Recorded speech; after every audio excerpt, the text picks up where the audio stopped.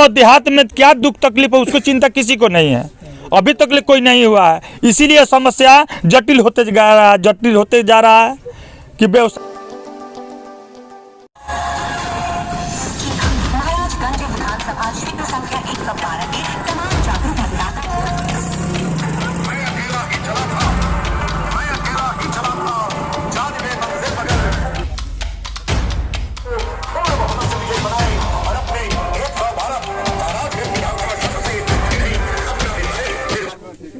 दिन से लगातार जनसंपर्क कर रहल बनी, गांव के बीच में जा रहल बनी, कोना मैनिफेस्टो के साथ में जनता के बीच में जाते नहीं, जनता के का रिस्पॉन्स आ रहल बा?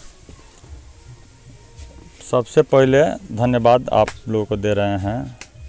आज यह हरकेशपुर की धरती जो है हमको मौका दे रही है, 5 वर्ष की जिम्मेवारी दे रही है, जो कि हम एजुकेशन पर काम करेंगे और नाला पर काम करेंगे। और जो बाढ़ से यहाँ के जनता जो ग्रसित हो रही है, सारा फसल जो क्षति हो रहा है बाढ़ के लेकर, पानी का यहाँ का निकासी नहीं है।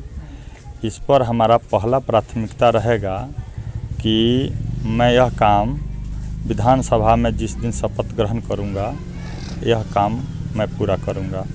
चूँकि इन लोगों को सारी फसल नुकसान हो रहा है, इन लोगों को कर्म क्रिया करने भी असुविधा होती है। इस पर बहुत से ऐसे विधायक अभी तक ले हुए हैं, वो विधायक ने बात कहकर वचन देकर वादे करके अभी तक ले 5 वर्ष रिजी हुआ तो आज तक ले इस गांव में दर्शन नहीं दिए हैं। यह बात जो है कि उन लोगों के प्रति भरोसा टूट गया था और किसी भी नेता को ये लोग बैठने का जगह नहीं दे रहे थे। लेकिन हम अपने बात को रखे हैं इन लोगों के सामने, और मैं किसान हूँ, किसान का बेटा हूँ। हमारी बात इन लोगों तक अच्छी लगी है तो आज यह हमको यह मौका दिए हैं और यह जिम्मेवारी दे रहे हैं। इस जिम्मेवारी को हम अच्छे से निभाऊं, इसके लिए मैं ईश्वर से प्रार्थना करूंगा कि यह चीज़ जो है, मैं जो भी काम करूंगा मान सम्मान और इज्जत प्रतिष्ठा के साथ करूंगा, कि यह कभी भी यह महाराजगंज निर्वाचन क्षेत्र में यह आँच न आवे कि विधायक जो है इस तरह के जो है आते हैं 5 वर्ष के लिए जीत जाते हैं और वह पटना बस जाते हैं, जनता का जो तकलीफ़ होती है उस पर ध्यान नहीं देते हैं। अगर आप जीत जाएंगे तो सारी गांव की समस्या को कैसे सुनेंगे, इसके लिए क्या प्रोटोकॉल बनाएंगे? हर जगह हर पंचायत में एक जो है एक काम करने का जो होता है सरकार के माध्यम से भवन होता है, उस भवन में हम इस चीज़ को जनता के एक दरबार होती है, उस दरबार में जो होता है सारी आवाज़ वहाँ हम सुनने के लिए वह जगह चयन करेंगे। और हर पंचायत में जो सरकारी भवन होता है, चूँकि वह बैठक करने के लिए होता है, कि वह गांव की सारी समस्या जो है उसको सुनने के लिए होता है, चूँकि वह खाली पढ़ने के लिए नहीं। लेकिन बड़े बड़े ऐसे जो नेताओं जो हैं उन्होंने पटना का फ्लैट जो देखते हैं ना, यहाँ का फ्लैट भुला जाते हैं। या चूँकि ज़मीन की बात होती है, वहाँ जो पत्थर पर लोग रहते हैं, तो हम किसान के लड़के हैं और किसान हैं, हमारे पास ट्रैक्टर है, सारे यंत्र हैं, लोगों को धान कूटना और लोगों को जोतना, रोटरी कराना ये मेरा मुख्य पेशा है।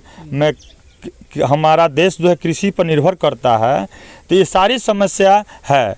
तो हमारी यह सोच है कि इन लोगों के बीच में हम हमेशा रहें और इनके बातों को सुने, इनकी बातों को सुनकर इनकी अगुवाई करके हम विधानसभा में पहुँचें और विधानसभा में जाकर इनकी आवाज़ को विस्तार रूप से वहाँ प्रकाश डालें कि वहाँ जितने भी क्षेत्र से आए हैं तो वह समझ जाए कि कोई भी किसान का एक बेटा आया है, जो यह विधानसभा में पहचान हो जाए कि किसान का बेटा आज जो है कि जीतेगा और यह संभालेगा। और हर सुविधा लोगों को, किसानों को जो जितनी जो आती है सरकारी योजना, उस योजनाओं को धरातल पर उतारना।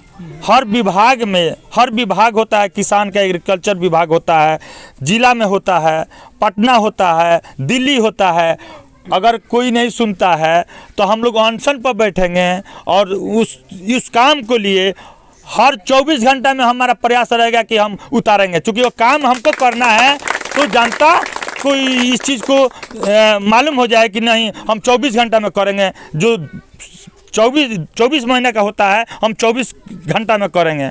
जो कहावत होता है कि आज करे सो कल, कल करो सो अब, पल में पड़े बहुरिया करे कब। एक कहावत है कि कल न सोचिए, आज कर लीजिए। जो 24 महीना का जो 3 है 24 दिन में कीजिए, 24 घंटा में कर दीजिए। जो कि यह महाराजगंज विधानसभा जो पिछड़ा है, जो सारी सुविधाएं नहीं हो रहा है, जो बाढ़ से लोग घिरा है, पानी का कटाव नहीं है, यह सोचने की बात है।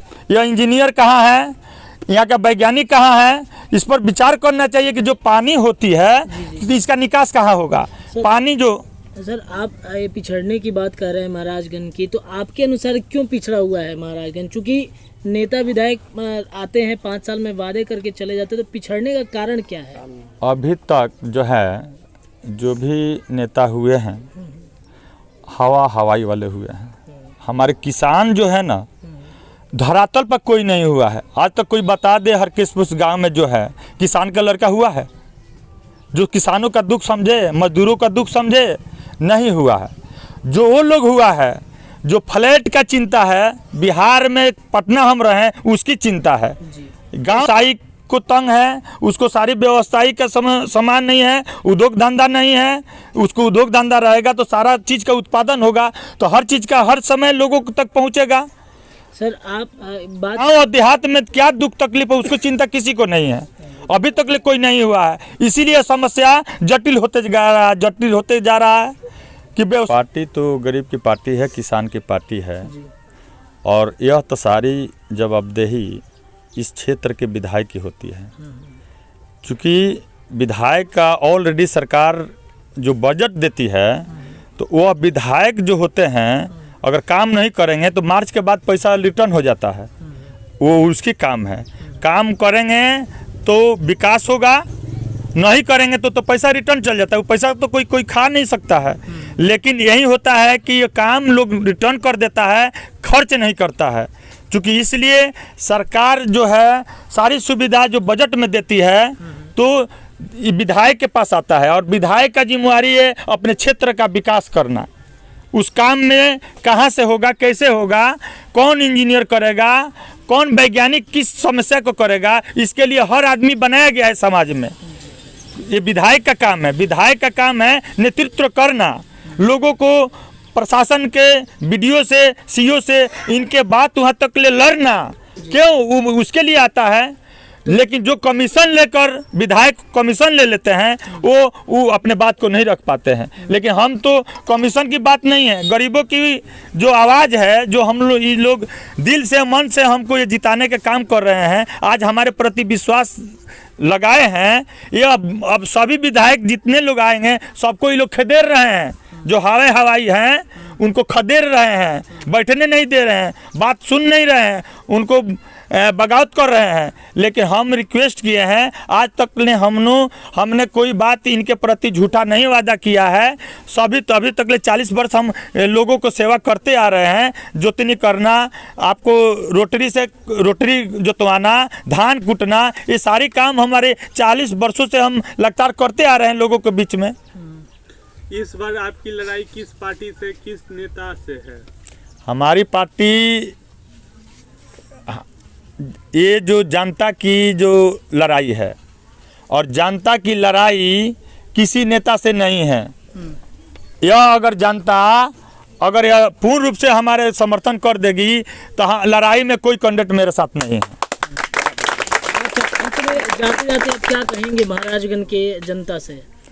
महाराजगंज की जनता से हम कहेंगे और प्रार्थना करेंगे कि इस बात को आप लोग गहराई से समझिए, दिमाग में डालिए, अच्छा सुबुद्धि लाइए, दिमाग में अच्छा विचार लाइए, लोगों को जोड़िए और तोड़िए नहीं, और एकता बना कर रखिए।